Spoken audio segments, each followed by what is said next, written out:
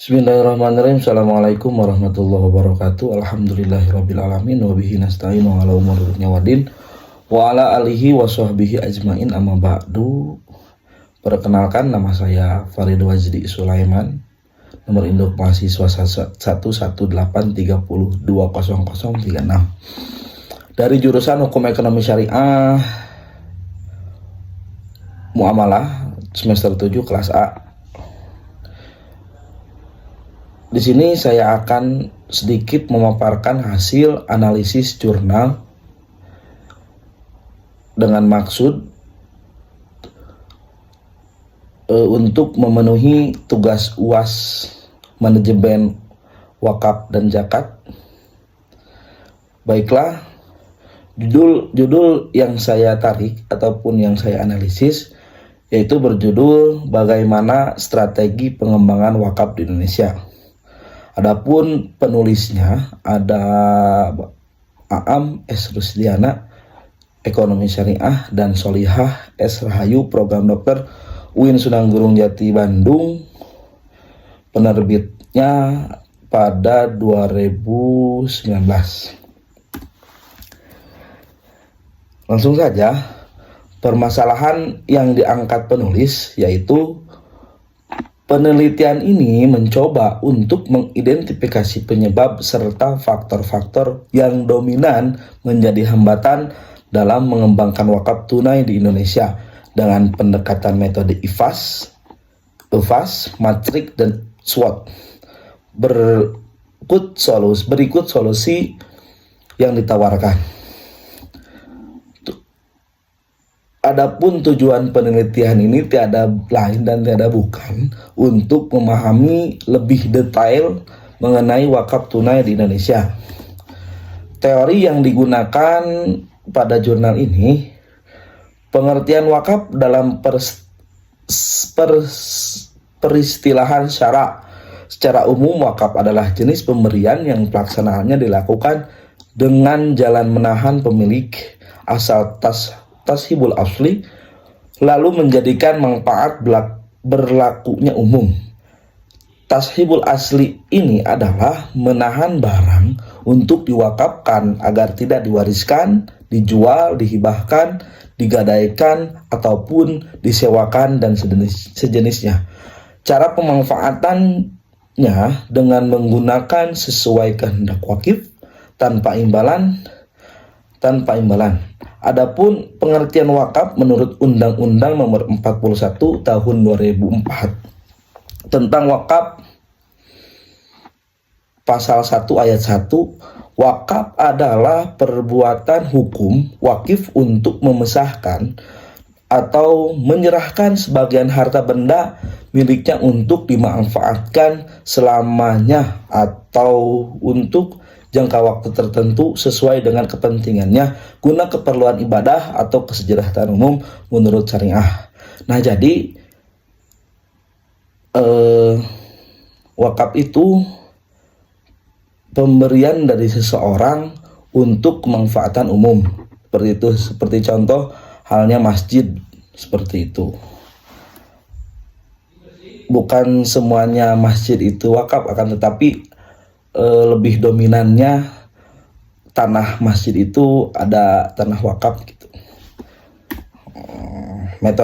Adapun metode yang digunakan, tahapan penelitian diawali dari survei pendahuluan dan studi literatur, identifikasi dan perumusan masalah, penentuan metode, penyusunan kuesioner, pengumpulan data, analisis data dan pengolahan hasil analisis SWOT, serta penyusunan kesimpulan dan saran.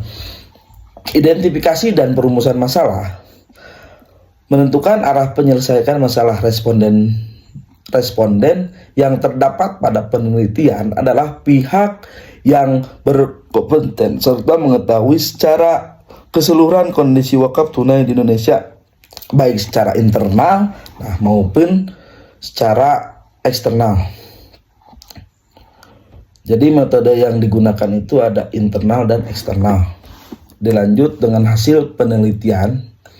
Dalam penelitian ini, identifikasi masalah internal dan eksternal diperlukan untuk mengetahui kekuatan dan kelemahan, kesempatan dan ancaman dalam rangka pengembangan wakaf tunai di Indonesia. Dalam penelitian ini, faktor internal dan eksternal dilihat dari sudut pandang wakaf tunai itu sendiri sebagai objek yang diteliti untuk kemudian dianalisis. Adapun faktor internal meliputi kekuatan dan kelemahan yang dimiliki oleh instrumen wakaf tunai, serta faktor eksternal meliputi peluang dan ancaman luar yang akan dihadapi. Perumusan strategi akan memperhitungkan kedua faktor tersebut untuk kemudian dihasilkan sebuah strategi yang paling sesuai dalam rangka mengembangkan wakaf tunai di Indonesia. Analisis faktor internal itu kekuatan dan kelemahan, dan eksternal itu peluang dan ancaman. Diperoleh melalui kajian pustaka dan in-depth interview terhadap para responden pakar yang memahami permasalahan pengembangan wakaf tunai di Indonesia, sehingga dengan hal tersebut akan mampu dengan cepat dan tepat mengidentifikasi faktor-faktor strategis. Selanjutnya ada sudut pandang terhadap artikel ini, terhadap jurnal. Sudut pandang menurut saya, jurnal tersebut sudah cukup detail dalam menjelaskan semua bagian, mulai dari metode, penelitian, dan lain-lain. Pembahasannya pun mudah dipahami karena di dalamnya menjelaskan secara detail mengenai strategi pengembangan wakaf tunai di Indonesia. Terdapat juga materi mengenai evaluasi faktor strategis yang terdiri dari internal factor evaluation dan external factor evaluation, yaitu dengan cara memberikan nilai bobot dan peringkat pada masing-masing faktor internal dan faktor eksternal, dan sumber-sumber yang digunakan dalam jurnal diambil dari sumber yang relevan. Seperti itu sudut pandang saya terhadap jurnal tersebut. Selanjutnya, judul yang menarik untuk penelitian selanjutnya. Di sini saya mengangkat judul pengaruh faktor internal dan eksternal dalam strategi pengembangan wakaf di Indonesia, dengan alasan karena perumusan strategi akan memperhitungkan kedua faktor tersebut untuk kemudian dihasilkan sebuah strategi yang paling sesuai dalam rangka pengembangan wakaf tunai di Indonesia. Analisis faktor internal dan eksternal diperoleh melalui kajian pustaka, dan in-depth interview terhadap para responden pakar yang memahami permasalahan pengembangan wakaf di Indonesia, sehingga dengan hal tersebut akan mampu dengan cepat dan tepat mengidentifikasi faktor-faktor strategis. Seperti itu. Mungkin hanya itu yang dapat saya sampaikan, kurang lebihnya mohon dimaafkan. Assalamualaikum warahmatullahi wabarakatuh.